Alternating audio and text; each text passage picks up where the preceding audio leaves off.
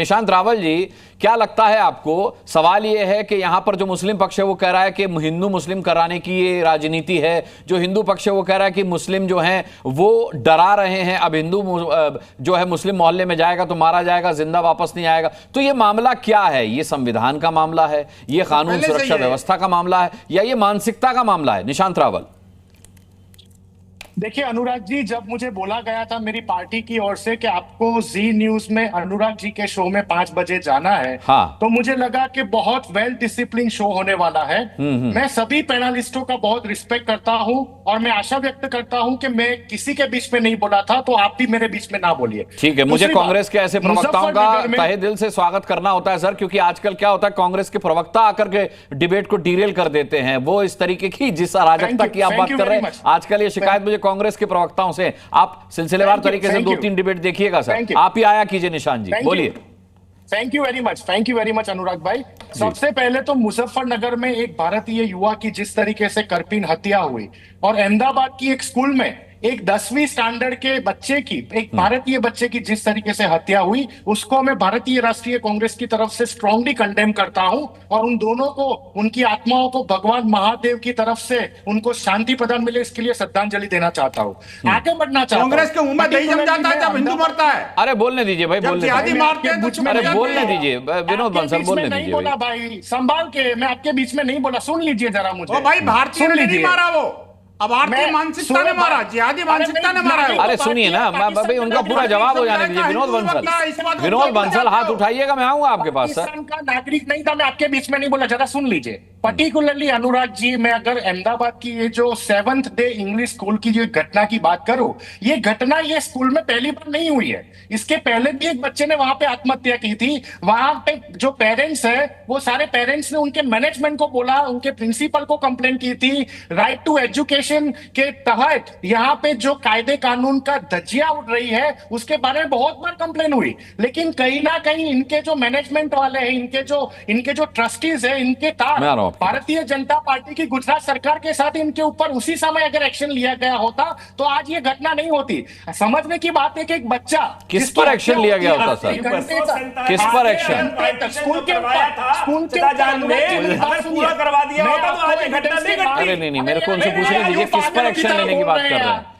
वहां तो एक 10वीं क्लास के बच्चे ने अपने साथी को मारा, किस पर एक्शन की बात कर रहे हैं? स्कूल, अनुराग जी मैं स्कूल की बात कर रहा हूं। इसके पहले यही स्कूल का एक विद्यार्थी, स्कूल में अपराधी थोड़े पढ़ते हैं सर, स्कूल पे एक्शन क्यों होगा? स्कूल में अपराधी थोड़े पढ़ते हैं, एक बच्चे ने अपराध किया है वहां पर। अरे अनुराग जी, आप बात ही नहीं सुनेंगे, आप बीच में पूछते ही जाएंगे, तो मैं आपको कैसे बताऊंगा? नहीं, मैं तो आपसे पूछ रहा हूं एक्शन किस पर, स्कूल पर किस बात का एक्शन होना चाहिए तो बताइए। मैं स्कूल की ही बात कर रहा हूं, क्योंकि जो आरोपी थे, जो दूसरे लड़के स्कूल के नहीं थे, वो स्कूल के कैंपस में आके हत्या को अंजाम दिया है। आप बात को समझिए। दूसरी बात, ये जो लड़का था वो आधे घंटे तक बच्चा तड़प रहा था, आधे घंटे तक टाइम वेस्ट किया गया, उसको एम्बुलेंस नहीं बुलाई गई, पुलिस के कोई कंप्लेन नहीं की गई, क्योंकि गुजरात की आम जनता पुलिस से डर रही है।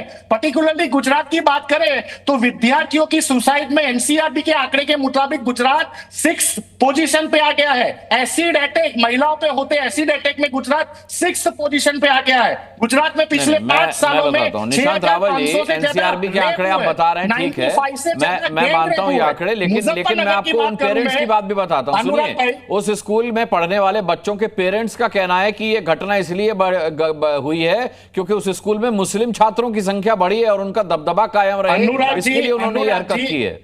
अनुराग जी, सारे पेरेंट्स, अनुराग जी ये स्कूल मैं जहां पे बैठ के आपसे डिबेट कर रहा हूं, उसके 1-1.5 घंटे ही दूर है। मैंने सारे पेरेंट्स की व्यथा ही देखी। आपने जो स्कूल के जो पास्ट स्टूडेंट थे उनकी भी व्यथा सुनी होगी।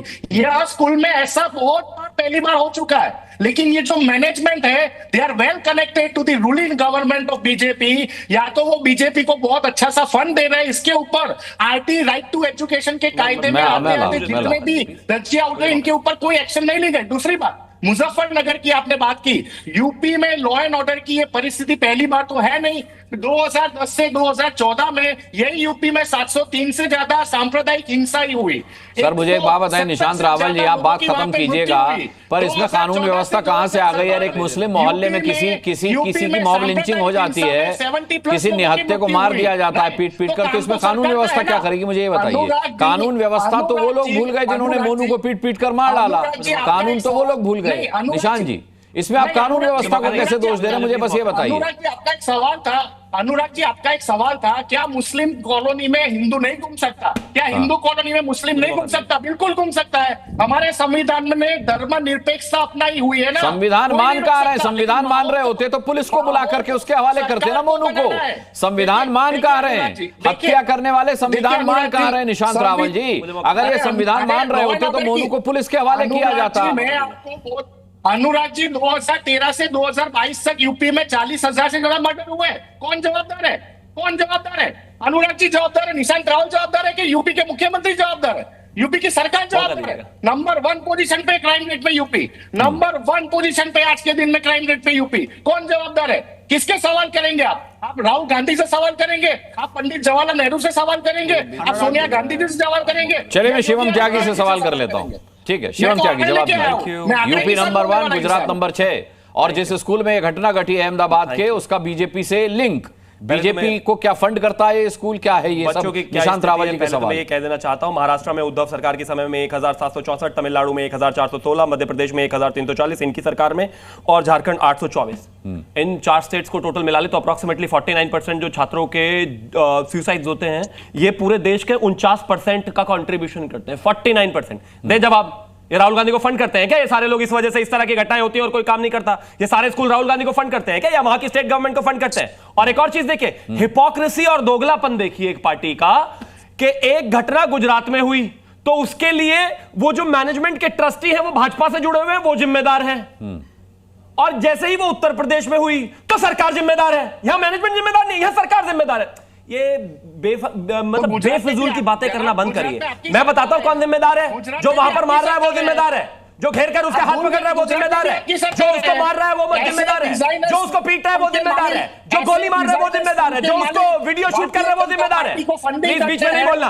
अनुराग जी, आपकी डिबेट में आने से पहले मुझे लगता था अनुराग जी की डिबेट बहुत अच्छी होती है, फिर मैंने देखा इतने चिल्ला चिल्ली है, मुझे शर्म आ रही है, मुझे शर्म आ रही है इस आदमी के बराबर में खड़े हुए। अभी ये भाषण दे रहे थे। चुप हो जाइए, चुप हो जाइए, चुप हो जाइए। अभी बीच में ही बोल रहे हो, अभी भी बीच में ही बोल रहे हो, अभी भी बीच में ही बोल रहे हो। तो प्लीज दूसरों को लेक्चर मत दो, लेने से पहले खुद देख लिया करो खुद कैसे हो। आते ही पहला कमेंट ही ये था इनका, अब कह रहे हैं कि नहीं नहीं वो तो ऐसे वैसे फलाना। चुप हो जाइए ना प्लीज। अब थैंक यू। अब आगे इतनी गर्मी आ गई मेरी एक कमेंट से। अरे इतनी गर्मी आ गई क्योंकि इतनी बेचैनी हो गई कि आदमी जो आकर लेक्चर दे रहा था यहाँ पर शांति का, वो इतना बेचैन हो गया कि चुप नहीं हो पा रहा। अनुराग जी वही है ना, इतनी जलन हो गई। अरे आपसे जलन आपके बड़े वालों से नहीं होती, आप तो हैं क्या। खैर मैं एक चीज, ये वही व्यक्ति है ना जो आकर कह रहे थे अनुराग जी आपकी डिबेट में मुझे लगा था डेकोरम होगा, या तो डेकोरम ही नहीं है। अरे डेकोरम का डी नहीं जानते कांग्रेस वाले, यही तो परेशानी है। Thank you. मैं आपके बीच में नहीं बोलना चाहता और बोला भी नहीं था। Thank you. अब सुनिए जरा, सुनने की क्षमता रखिए थोड़ी। मैं आपको एक चीज और कहना चाहता हूं। प्रॉब्लम यही है, हिंदुस्तानी ने मारा, ये अच्छा हुआ बुरा हुआ, विषय बहुत साफ है। जिस तरह की मानसिकता है, जिस तरीके से टारगेट कर करके हिंदुओं को मारा जा रहा है, उस पर हिंदू को हिंदू बोलने में इनके साथ प्रॉब्लम है। इनके साथ क्या, इनके नेता के साथ भी प्रॉब्लम है। जब इसी देश में इस तरह की स्थितियां बनी थी, जब वहां पर कश्मीर में लोगों को नाम पूछ पूछ कर मारा था, इस बात पर संसद में सवाल जवाब चल रहा था, तो प्रियंका गांधी बोली थी नहीं नहीं हिंदू नहीं भारतीय है, भारतीय। हाँ। और जब उसी विषय में छत्तीसगढ़ में दो महिला थी जो क्रिश्चियन थी, उनका धर्म और जाति बता बताकर वहां पर बातें कर रहे थे। प्लीज ये किसी और को ये दोगलापन दिखाइएगा। बहुत साफ बात है, जिस तरीके से धर्म को टारगेट करके मारा जा रहा है चिंता का विषय है और इसको इसी तरीके से परस्यू करना चाहिए।